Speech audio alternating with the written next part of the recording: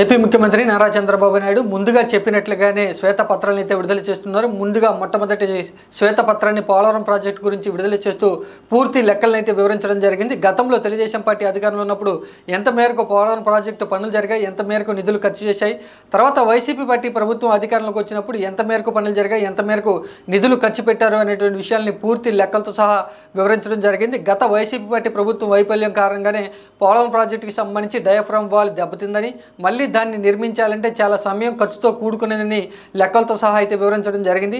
అతి త్వరలోనే పోలవరం ప్రాజెక్టు పనులకు సంబంధించి ప్రారంభం చేయబోతున్నామని, పోలవరం ప్రాజెక్టును పరిశీలించడానికి అంతర్జాతీయ నిపుణులు త్వరలోనే ప్రాజెక్టుకు వచ్చి సందర్శన చేసి ఏ విధంగా ముందుకు వెళ్ళాలి, ఏ విధంగా నిర్మాణాలు ప్రారంభించాలి అనేటువంటి విషయం గురించి వారిచ్చేటువంటి సూచనలు సలహాలు తీసుకుని పోలవరం ప్రాజెక్టు పనులకు సంబంధించి ముందుకు వెళ్ళబోతున్నామని, కేంద్రంలో అధికారంలో ఉన్నటువంటి బీజేపీ పార్టీ యొక్క సహాయ సహకారాలతో పోలవరం ప్రాజెక్టుని పూర్తి చేస్తామంటూ కూడా నారా చంద్రబాబు నాయుడు ఆశాభావాన్ని అయితే వ్యక్తం చేయడం జరిగింది. మొత్తంగా తెలుగుదేశం పార్టీ అధికారంలో ఉన్నప్పుడు 74% వరకు కూడా పోలవరం ప్రాజెక్టు పనులు పూర్తి చేశామని, గతంలో వైఎస్ జగన్మోహన్ రెడ్డి ముఖ్యమంత్రి ఉన్నప్పుడు కేవలం 4% పోలవరం ప్రాజెక్టు పనులు ముందుకు వెళ్ళాయని, మిగిలినటువంటి పనులను తెలుగుదేశం పార్టీ అధికారంలో ఉన్నప్పుడే పూర్తి చేస్తామంటూ కూడా నారా చంద్రబాబు నాయుడు ఖచ్చితంగా చెప్పడం జరిగింది. తెలుగుదేశం పార్టీ ఆంధ్రప్రదేశ్ రాష్ట్ర అధ్యక్షుడిగా పల్లా శ్రీనివాసరావు అయితే బాధ్యతలు తీసుకోవడం జరిగింది. ఈ రోజున మంగళగిరిలో ఉన్నటువంటి పార్టీ కేంద్ర కార్యాలయంలో ప్రత్యేక పూజలు చేసిన తర్వాత ఆయన రాష్ట్ర అధ్యక్షుడిగా బాధ్యతలు అయితే తీసుకున్నారు. ఈ కార్యక్రమానికి రాష్ట్ర వ్యాప్తంగా ఉన్నటువంటి తెలుగుదేశం పార్టీ ముఖ్య నేతలంతా హాజరయ్యారు.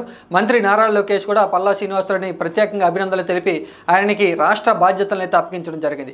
గాజువాక నుంచి మెజార్టీ విజయం సాధించినటువంటి పల్లా శ్రీనివాసరావుకి మంత్రి పదవి దక్కబోతున్నట్టు గతంలో వార్తలు అయితే రావడం జరిగింది.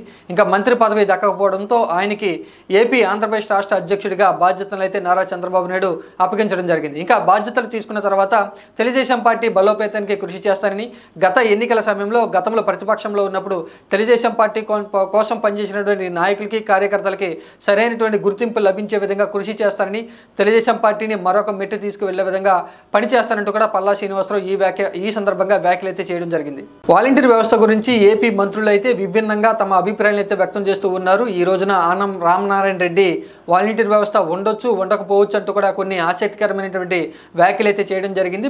పెన్షన్ల పంపిణీ విషయంలో వాలంటీర్ వ్యవస్థను మేము ఉపయోగించుకోవట్లేదంటూ కూడా ఖచ్చితంగా ఆయన చెప్పడం జరిగింది. గతంలో కొంతమంది మంత్రులు కూడా వాలంటీర్ వ్యవస్థ గురించి కొనసాగించవచ్చు అంటూ కొంతమంది చెప్పడం జరిగింది, తీసేయచ్చు అంటూ కూడా కొంతమంది వ్యాఖ్యలు అయితే చేయడం జరిగింది. మంత్రి నిమ్మల రామానాయుడు అయితే వాలంటీర్ వ్యవస్థ ఖచ్చితంగా ఉండే అవకాశం ఉంది, పరిశీలన చేస్తున్నామంటూ కూడా గతంలో చెప్పడం జరిగింది. సాంఘిక సంక్షేమ శాఖ మంత్రి అయినటువంటి మంత్రి డోలా కూడా వాలంటీర్ వ్యవస్థ ఉంటుంది, ఆలోచన చేస్తూ ఉన్నాం, అతి త్వరలోనే నిర్ణయం తీసుకోబోతున్నామంటూ కూడా గతంలో మంత్రి డోలా అయితే చెప్పడం జరిగింది. వ్యవసాయ శాఖ మంత్రి అయినటువంటి అచ్చెన్నాయుడు అయితే వాలంటీర్ వ్యవస్థ విషయం గురించి పక్కన పెడితే రాజీనామా చేసినటువంటి వాలంటీర్లంతా కలిసి వైసీపీ పార్టీ నాయకుల మీద కేసులు పెట్టాలి, ఆ తర్వాతే మిమ్మల్ని విధుల్లోకి తీసుకునే అవకాశం గురించి ఆలోచన చేస్తామంటూ కూడా అచ్చెన్నాయుడు గతంలో అయితే వ్యాఖ్యానించడం జరిగింది. ప్రస్తుతం వాలంటీర్ వ్యవస్థ గురించి పెద్ద ఎత్తున కూడా చర్చ జరుగుతున్న నేపథ్యంలో మంత్రులు అయితే విభిన్నంగా తమ అభిప్రాయాలు అయితే వ్యక్తం చేస్తూ ఉన్నారు. ఈనాడు సంస్థల అధినేత రామోజీరావు యుగ పురుషుడు అంటూ కూడా ఏపీ ముఖ్యమంత్రి నారా చంద్రబాబు నాయుడు కొనియాడారు. రామోజీరావుకి భారతరత్న వచ్చే విధంగా కృషి చేద్దామని పిలుపునివ్వడం జరిగింది. గత కొంతకాలం నుంచి కూడా ఎన్టీఆర్కి భారతరత్న ఇవ్వాలని డిమాండ్ చేస్తూ ఉన్నాం. ఎన్టీఆర్తో పాటుగా రామోజీరావుకి భారతరత్న వచ్చే విధంగా కృషి చేద్దామంటూ కూడా నారా చంద్రబాబు నాయుడు పిలుపునివ్వడం జరిగింది. ఏపీ రాజధాని అమరావతి పేరును రామోజీరావు సూచించారు కాబట్టి రాజధాని అమరావతిలో రామోజీరావు పేరిట ఒక విజ్ఞాన భవన్ని నిర్మిస్తానంటూ కూడా చంద్రబాబు నాయుడు ప్రకటన చేయడం జరిగింది. అలాగే రాజధాని ప్రాంతంలో ఒక రోడ్డుకు రామోజీరావు పేరును పెడతానంటూ కూడా చంద్రబాబు నాయుడు సంస్మరణ సభలో ఆయన ప్రకటన చేయడం జరిగింది.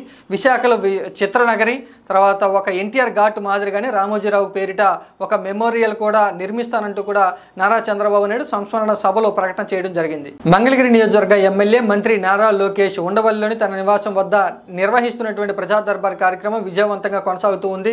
గత కొన్ని రోజుల నుంచి కూడా నిర్వహిస్తున్నటువంటి ఈ కార్యక్రమం విజయవంతం కావడంతో పెద్ద ఎత్తున కూడా మంగళగిరి నియోజకవర్గ వ్యాప్తంగా రాష్ట్ర వ్యాప్తంగా కూడా సామాన్య ప్రజానీకం తమ సమస్యలను మంత్రికి తెలియజేసేందుకు వినతి పత్రాలతో అయితే వస్తూ ఉన్నారు.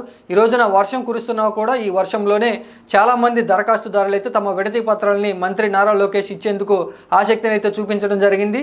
తనను కలిసినటువంటి దరఖాస్తులు అందజేసినటువంటి సామాన్య ప్రజానికానికి నారా లోకేష్ స్పష్టమైనటువంటి హామీ ఇస్తూ కూడా దివ్యాంగుల సమస్యలను పరిష్కరించేందుకు ప్రత్యేకంగా చొరవ చూపుతానంటూ కూడా నారా లోకేష్ ఒక హామీని అయితే ఇవ్వడం జరిగింది. ప్రజా దర్బార్ కార్యక్రమం పెద్ద ఎత్తున కూడా పేరు ప్రఖ్యాతలు తీసుకురావడంతో మరికొంతమంది ఇంకా ప్రజా దర్బార్ కార్యక్రమాన్ని ఇంకా కొనసాగించేందుకే నారా లోకేష్ తెలుగుదేశం పార్టీ వర్గాలు అయితే ఆలోచన చేస్తూ ఉన్నట్లుగా తెలుస్తుంది.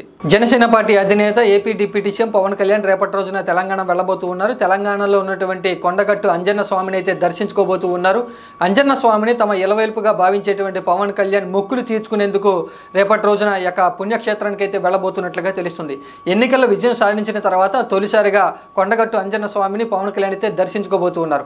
గతంలో ఎన్నికల ముందు అయితే పవన్ కళ్యాణ్ కొండగట్టు అంజన్న స్వామిని దర్శించుకుని మొక్కును అయితే మొక్కుకోవడం జరిగింది. ఆ తర్వాత వారాహి యాత్రకు సంబంధించి కూడా ఆయన ప్రత్యేకంగా పూజలు అయితే చేయించడం జరిగింది. ఇక ఎన్నికలు ముగిసి ఘన విజయం సాధించిన తర్వాత డిప్యూటీ సీఎంగా మంత్రిగా బాధ్యతలు చేపట్టిన తర్వాత తొలిసారిగా అంజనని అయితే పవన్ కళ్యాణ్ దర్శించుకోబోతున్నారు. అక్కడ పవన్ కళ్యాణ్ మొక్కుకున్నటువంటి మొక్కులను తీర్చుకోబోతున్నట్లుగా తెలుస్తుంది. ఆ తర్వాత ఏపీకి తిరుగు ప్రయాణం కాబోతున్నట్లుగా తెలుస్తుంది.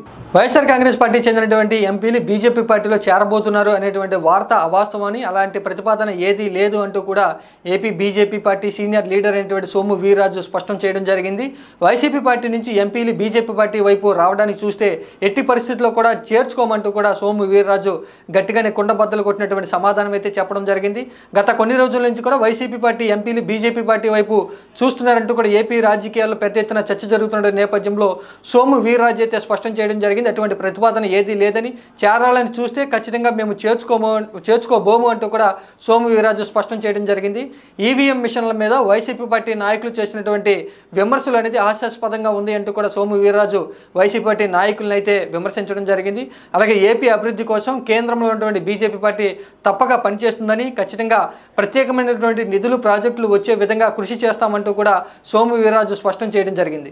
ముఖ్యమంత్రి నారా చంద్రబాబు నాయుడు పోలవరం విషయం మీద శ్వేతపత్రం విడుదల చేయడంతో వైసీపీ పార్టీ పెద్ద ఎత్తున కూడా కౌంటర్ అయితే ఇవ్వడం జరిగింది. మాజీ జలవనరుల శాఖ మంత్రి అయినటువంటి అంబటి రాంబాబు చంద్రబాబు నాయుడు విడుదల చేసినటువంటి శ్వేతపత్రం విషయం అంతా కూడా అసత్యాలని, కావాలని అసత్యాలు ప్రచారం చేస్తున్నామంటూ కూడా ముఖ్యమంత్రి మీద అంబటి రాంబాబు అయితే విమర్శ చేయడం జరిగింది. 7 మండలాలను ఏపీలోకి తీసుకొచ్చి కలిపారంటూ నారా చంద్రబాబు నాయుడు గొప్పలు చెప్పుకుంటున్నారు. కానీ ఈ పోలవరం ప్రాజెక్టుకి సంబంధించి 2005 దగ్గర నుంచి కూడా అన్ని క్లిష్టమైనటువంటి అనుమతులను అప్పటి ముఖ్యమంత్రి వైఎస్ఆర్ తీసుకొచ్చారని, పోలవరం ప్రాజెక్టు పనులకు సంబంధించి క్రెడిట్ అంతా కూడా వైఎస్ఆర్కే దక్కుతుందంటూ కూడా అంబటి రాంబాబు కౌంటర్ అయితే ఇవ్వడం జరిగింది. ప్రాజెక్టును పూర్తి చేయలేకే ఏదైనా ప్రాజెక్టు నుంచి తప్పించుకోవాలి అనేటువంటి ఉద్దేశంలోనే ముఖ్యమంత్రి నారా చంద్రబాబు నాయుడు ఈ విధంగా పవర్ పాయింట్ ప్రజెంటేషన్ ద్వారా శ్వేతపత్రం విడుదల చేస్తూ ఉన్నారని, చిత్తశుద్ధి ఉంటే పోలవరం ప్రాజెక్టు పనులకు సంబంధించి ముందుకు వెళ్లాలంటూ కూడా ఒక కౌంటర్ అయితే అంబటి రాంబాబు ఇవ్వడం జరిగింది. కేసులు భయపడి తన పార్టీ మారబోతున్నారంటూ జరుగుతున్నటువంటి అసత్య ప్రచారాన్ని మాజీ మంత్రి సిద్దిరి అప్పలరాజు ఖండించడం జరిగింది. నేను కేసులు భయపడి ఏ పార్టీలోకి వెళ్ళట్లేదు, నేను కడ వరకు కూడా వైసీపీ పార్టీలను ఉండి మళ్ళీ ముఖ్యమంత్రి వైఎస్ జగన్మోహన్ రెడ్డిని చేసుకునే విధంగా పనిచేస్తానంటూ కూడా మాజీ మంత్రి అయితే స్పష్టం చేయడం జరిగింది. గతంలో తన మీద 5 ఎఫ్ఐఆర్లు నమ్మేదని, ఇప్పుడు అధికారం మారిన తర్వాత ఈ 15 రోజుల్లోనే ఒక ఎఫ్ఐఆర్ తన మీద నమోదు చేశారని, అక్రమ కేసులు పెట్టి బెదిరింపులకు గురి చేయాలని అధికార పార్టీ చూస్తుందంటూ కూడా అధికార పార్టీ మీద మాజీ మంత్రి విమర్శలు అయితే చేయడం జరిగింది. తాను అధికారంలో ఉన్నప్పుడు 1 సెంటు భూమి ఆక్రమణ చేశానని నిరూపిస్తే నేను ఏ శిక్షకైనా సరే రెడీగా ఉన్నానంటూ కూడా సిదిరి అప్పలరాజు ఒక సవాల్ అయితే విసరడం జరిగింది. అధికారంలో ఉన్నటువంటి కూటమి సూపర్ 6 పథకాలను అమలు చేయలేకే ఈ విధంగా కక్షపూరితంగా వ్యవహరిస్తూ ఉందని, చిత్తశుద్ధి ఉంటే అధికారంలోకి వచ్చిన తర్వాత ఈ జూన్ నెలకు సంబంధించి ఇవ్వాల్సినటువంటి సంక్షేమ పథకాలను ఇప్పుడే అమలు చేయాలంటూ కూడా మంత్రి సిదిరి అప్పలరాజు అధికార పక్షాన్ని విమర్శించడం జరిగింది. సూపర్ 6లో పథకాలు అమలు చేయాలంటే 1,00,000 కోట్ల పైచిలకు నిధులు అవసరమవుతాయని, గతంలో వైఎస్ జగన్మోహన్ రెడ్డి 50,000 కోట్ల పైచిలకు అప్పులు చేస్తేనే ఆంధ్రప్రదేశ్ రాష్ట్రం శ్రీలంక అయిపోతుందని గతంలో విమర్శించిన వాళ్ళు ఈ యొక్క సంక్షేమ పథకాలకు సంబంధించి సూపర్ 6 పథకాలు అమలు చేయాలంటే పెద్ద ఎత్తున కూడా 1,00,000 కోట్ల పైచిలకు అప్పులు కావాలి, ఇవన్నీ కూడా ఎలా తీసుకొస్తారంటూ కూడా ఎదురు ప్రశ్నించడం జరిగింది. సంపద సృష్టిస్తారని చెప్పినటువంటి నారా చంద్రబాబు నాయుడు సంక్షేమ పథకాల అమలు గురించి ఆలోచన చేయాలని, కక్షపూరిత రాజకీయాలు మానాలంటూ కూడా ఒక విమర్శ అయితే చేయడం జరిగింది. తెలంగాణ రాజకీయాల్లో ఎమ్మెల్యేల పార్టీ ఫిరాయింపులు అనేది ఇంకా కొనసాగుతూనే ఉంది. ఇప్పటికే బీఆర్ఎస్ పార్టీ నుంచి అధికార కాంగ్రెస్ పార్టీలోకి 5 ఎమ్మెల్యేలు వెళ్తే తాజాగా ఈ రోజున చేవెళ్ల ఎమ్మెల్యే అయినటువంటి కాళే యాదయ్య పార్టీ అయితే మారడం జరిగింది. తెలంగాణ ముఖ్యమంత్రి రేవంత్ రెడ్డి సమక్షంలో ఢిల్లీలో కాళే యాదయ్య కాంగ్రెస్ పార్టీ తీర్థం అయితే పుచ్చుకోవడం జరిగింది. ఇప్పటికే బీఆర్ఎస్ పార్టీ నుంచి 5 ఎమ్మెల్యేలతో పాటుగా కాళే యాదయ్య మొత్తంగా 6 ఎమ్మెల్యేలు అయితే కాంగ్రెస్ పార్టీ తీర్థం అయితే పుచ్చుకోవడం జరిగింది.